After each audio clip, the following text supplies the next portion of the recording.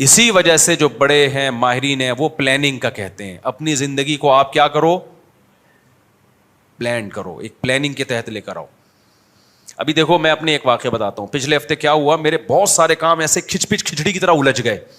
مجھے تفسیر کی ریکارڈنگ کروانی ہوتی ہے, مجھے مسائل جو جمعرات اور ہفتے کو چلتے ہیں ان کی ریکارڈنگ کروانی ہوتی ہے, مجھے جامعۃ الرشید میں مطالعہ کرنا ہوتا ہے سبق پڑھانے کے لیے. ایک تکافل پہ ایک کام آیا ہوا ہے, تکافل کے نا, اس پہ کوئی میری تحریر تھی, اس کو میں نے ری چیک کرنا ہے, اس کو دوبارہ سے کمپوز کروانا ہے. میری ایک کتاب پڑھی ہوئی ہے طلاق ثلاث کے بارے میں, اس کو میں نے یعنی کمپوز ہو چکی ہے, اس کو ایک دفعہ ایک تصحیح کرنی ہے آخری, پھر وہ چھاپنی ہے. میں نے کتاب لکھی ہے طلاق ثلاث میں, اس میں یہ نہیں ثابت کیا کہ قرآن حدیث سے 3 طلاقیں 3 ہوتی ہیں, یہ ثابت کیا ہے کہ یہ مسئلہ اجماعی ہے. کوئی ایک حدیث بھی نہیں ہے جس سے پتہ چلتا ہو کہ اکٹھی 3 ایک ہوتی ہیں. اجماعی مسئلہ ہے, اس میں اختلاف کی اجازت ہی نہیں ہے. تو کافی پہلے لکھ لی تھی, اب ٹائم ہی نہیں مل رہا اس کو, وقت ہی نہیں مل رہا اس کو چھاپنے کے لیے. اور بہت سارے کام ہیں, گھر کے بہت سارے کام ہیں. کچھ یونیورسٹی میں جانا ہے جہاں کچھ پریزنٹیشن پیش کرنی ہے, اس کی تیاری کرنی ہے. تو جب آدمی کی کھچڑی پک جاتی ہے نا اتنی ساری, پھر مرغیاں ہیں. اب ایک کام یہ بھی ہے, مجھے شوق ہے مرغیاں پالنے کا, اور یہ بھی میرا کام ہے بھائی. میں اس کے بغیر تو میں تو پاگل ہو جاؤں.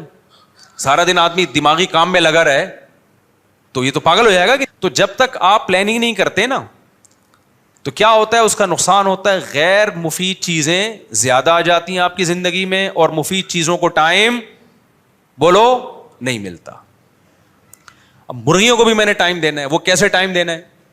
مرغیاں جہاں انڈا دیتی ہیں وہیں بیٹھ جاتی ہیں جا کے کڑک ہو کے. اب دیکھو یہ کوئی انسانیت ہے یار. ایک مرغی نے میری ریوو کار کے پیچھے جا کے انڈا دے دیا.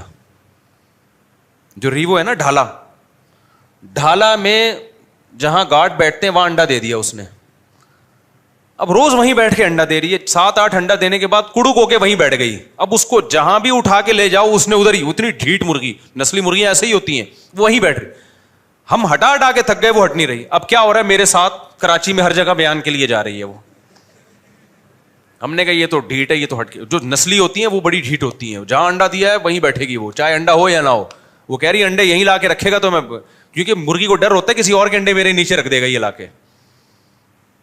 جو بہت نسلی ہوتی ہے ان کی بات. عام مرغیاں تو مجھے کسی نے ملتان سے گفٹ دی تھی, بڑی خاندانی مرغی تھی, وہ نہیں ہٹی بھائی اپنی جگہ سے. اس نے کہا ایسی کی تیسی, انڈا یہاں دیا ہے وہاں بیٹھ گئے تو سمجھ مرغی کسی اور کے انڈے ہوں گے, بیٹھ میں جاؤں گی تو میں اپنے بچوں کو نکالوں گی, کسی اور کے بچوں کو نہیں.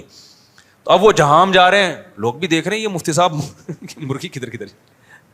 تو یہ بھی میرا ایک کام تھا کہ یار اس کو میں کیا کروں بھائی, کوئی نیٹ پہ سرچ کر کے کوئی ایسا کیج بنا دوں, کوئی انڈے لا کے رکھ دوں کہ ہمیشہ مرغیاں وہیں انڈے دیں اور پھر وہیں بیٹھیں, ہمیں سہولت ہو جائے گی. یہ بھی ایک کام. مجھے بھنڈی بہت پسند ہے. میں نے کہا آرگینک بھنڈی میرے پاس جب کچی جگہ ہے تو میں بھنڈی کیوں نہ لگاؤں. یہ بھی ایک کام. سمجھ میں نہیں آ رہی میرا خیال ہے بات. تو دین دنیا ہر طرح کے 20 کام انسانوں کے پاس ہوتے ہیں. پھر صحت کو مینٹین رکھنا ہے, جاگنگ کرنی ہے, ایکسرسائز کرنی ہے, یہ بھی ایک کام ہے یا نہیں ہے؟ سب سے پہلے تو صحت کو ٹائم دو, کیونکہ صحت ہے تو سب کچھ ہوگا.